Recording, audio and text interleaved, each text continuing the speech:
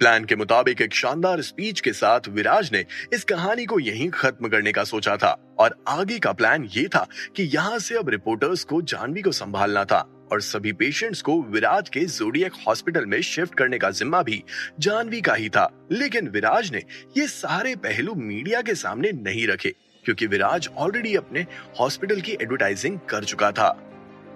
अब बस उसे अपनी नई कंपनी द थ्री मस्केटियर्स के लिए लोगों की अटेंशन चाहिए थी और वो अटेंशन ऑलरेडी मिल चुकी थी। जब विराज मीडिया की नजरों से जाने लगा तो वापस से मीडिया का ध्यान म्युनिसिपल हॉस्पिटल की फीमेल डायरेक्टर और डीन की तरफ गया। सभी लोग उस फीमेल डायरेक्टर को गंदी नजर से देख रहे थे और वो फीमेल डायरेक्टर इन नजरों के साथ अपने आप को काफी ऑकवर्ड पोजीशन में फील कर रही थी। उसे अभी भी समझ नहीं आ रहा था कि एक लड़के ने इतना सब कुछ कर डाला था। मीडिया के सामने अब कुछ भी बोलने से कोई फायदा नहीं था, इसीलिए उस फीमेल डायरेक्टर ने अपने मुंह पर ताला लगा डाला था। आंटी, चारू, आप लोगों ने अभी तक सामान पैक क्यों नहीं किया?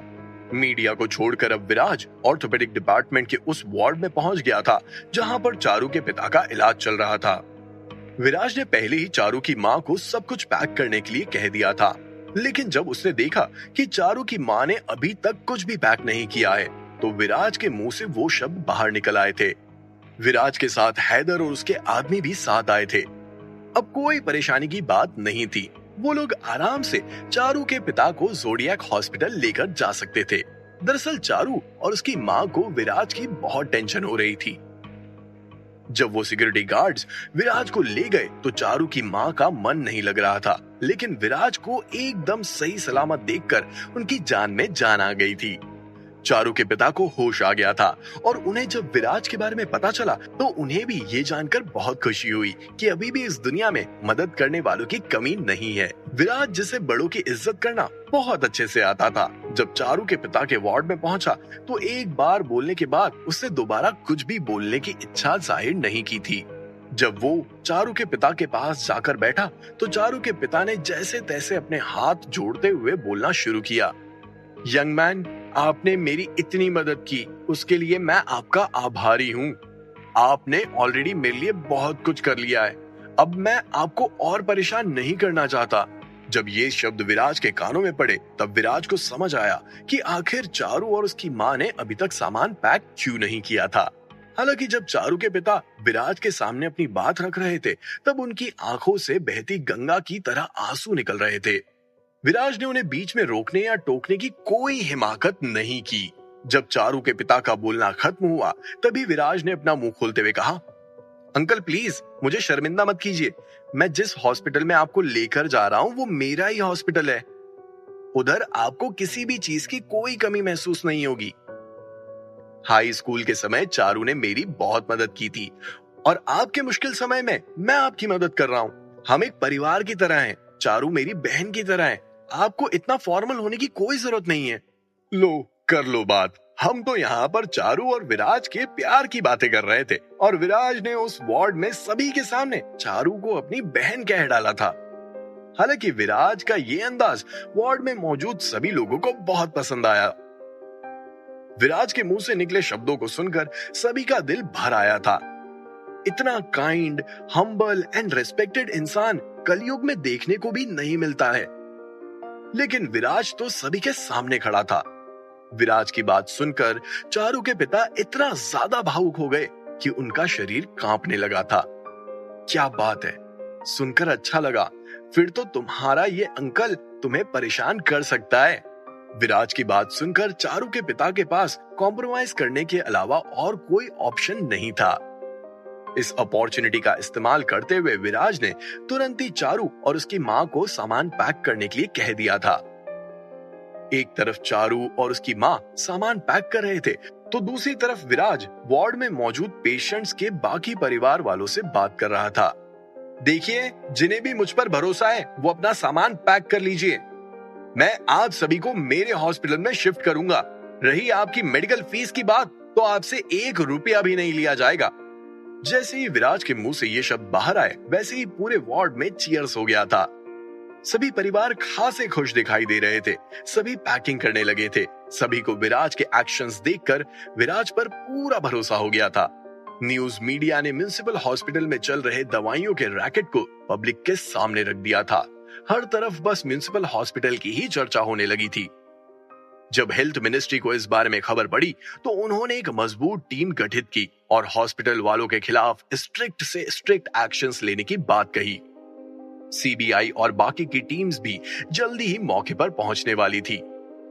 हालांकि इस पूरे रैकेट को समझने में वक्त लगने वाला था, लेकिन इतना तय था कि यह हॉस्पिटल कुछ समय के लिए सील होने वाला था।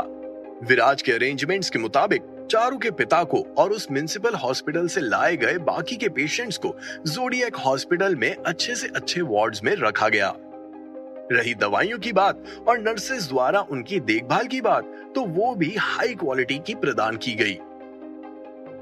कुछ ही दिनों में चारू के पिता की हालत में सुधार हो गया था। कुछ दिन वो इस हॉस्पिटल में रहेंगे तो पूरी तरह से ठीक हो जाएंगे और वापस से अपनी नॉर्मल जिंदगी की शुरुआत कर पाएंगे। इस पीरियड के दौरान जानवी के पिता ने म्युनिसिपल हॉस्पिटल वालों के खिलाफ केस लड़ा। जानवी ने पीआर रिलेशनशिप को तवज्जो दी और इस मामले को 100% अटेंशन मिली। साथ ही साथ विराज, जानवी और प्रखर भी दुनिया के सामने अब एक नामचीन चेहरों के रूप में आ गए थे और इससे सबसे ज्यादा फायदा उनकी कंपनी द थ्री मस्किटियर्स को हुआ। होटल बनने से पहले ही उनकी कंपनी ने धूम मचा दी थी। बर्लिन स्कूल ऑफ बिजनेस की पढ़ाई बाकी कॉलेज से काफी अलग थी।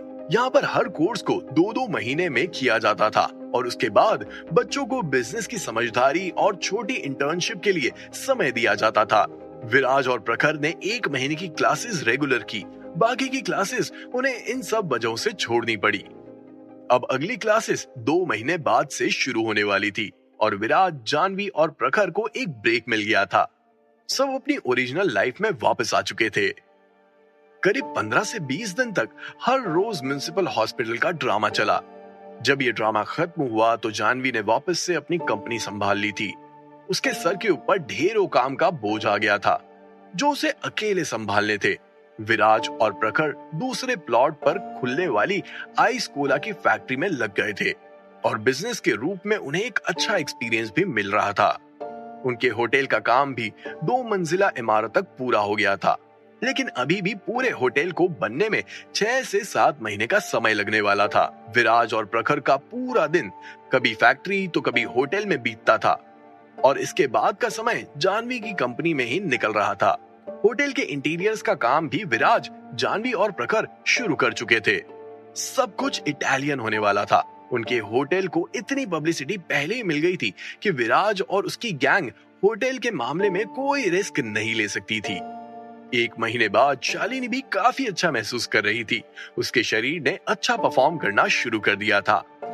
अब अगर वो ज्यादा स्ट्रेस या अपने शरीर को ज्यादा एक्सरसाइज में नहीं डालेगी तो उसके बीमार पड़ने के चांसेस बहुत कम थे। हालांकि रात का समय हमेशा विराज का अपने हॉस्पिटल में ही निकलता था क्योंकि उसकी बहन शालिनी वहां थी। लेकिन ऐसा कब तक चलने वाला था?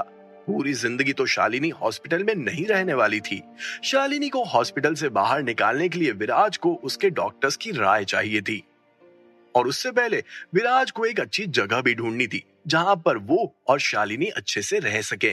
पहले विराज और शालिनी जानवी के घर में रहा करते थे, लेकिन अब सिचुएशन बदल गई थी। हालांकि जानवी कभी भी विराज और शालिनी को उसके घर में रहने के लिए मना नहीं करती, लेकिन विराज अब अमीर था।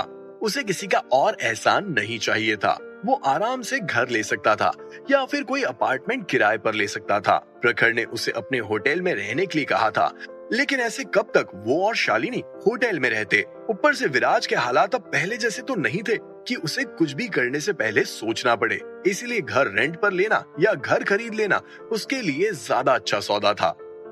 विराज भाई, हम गुलमोहर गार्डन के ऑफिस के बाहर पहुंच गए हैं, लेकिन ऐसा लगता है कि इधर पार्किंग अलाउड नहीं है। हमें कार को थोड़ा आगे लगाना होगा। दूर से प्रखर ने एक छोटी सी बिल्डिंग को देखा जो रिसेंटली रिनोवेट हुई थी और बहुत ही ग्रैंड लग रही थी। प्रखर को कार की पार्किंग के लिए भी जगह मिल गई थी। हालांकि विराज और प्रखर को थोड़ा चलना पड़ा, लेकिन walking is good for health का सोचते हुए तपती धूप में विराज और प्रखर गुलमोहर गार्डन के ऑफिस की तरफ बढ़ने लगे थे। 100 मीटर का वॉक था और विराज कोई अमीरों का बिगड़ा हुआ लाडला नहीं था जो चल नहीं सकता था। इसीलिए विराज के लिए चलना कोई बड़ी बात नहीं थी। उस बिल्डिंग के मेन गेट से अंदर आते ही पानी का एक बहुत बड़ा फाउंटेन था, जिसमें से पानी की बूंदें हवा के साथ विराज और प्रखर की तरफ आ रही थी। उस फाउंटेन के पास खड़े होकर गर्मी का अंदाजा पता ही नहीं चल पा रहा था। विराज और प्रखर के चेहरे पर ताजगी लौट आई थी, लेकिन वो ताजगी ज्यादा देर तक नहीं टिकी। अगले ही पल विराज के चेहरे पर मायूसियत की परत भी आ गई थी, जब उसने सेल्स ऑफिस में एक ओल्ड विमेन को देखा जो चाय पी रही थी। उस औरत के साथ में एक जवान लड़की भी थी। शायद वो दोनों इस बिल्डिंग की सेल्स एग्जीक्यूटिव थी। उस जवान लड़की को देखकर विराज को अपने हाई स्कूल के दिन याद आ गए थे, जब पढ़ाई से ज्यादा उसे पेट भरने के लिए काम करना पड़ता था। उस लड़की को देखकर विराज को अपना बचपन याद आने लगा था। जूनियर स्कूल और हाई स्कूल के बाद जब विराज कॉलेज गया, तभी उसके अच्छे दिन आए थे।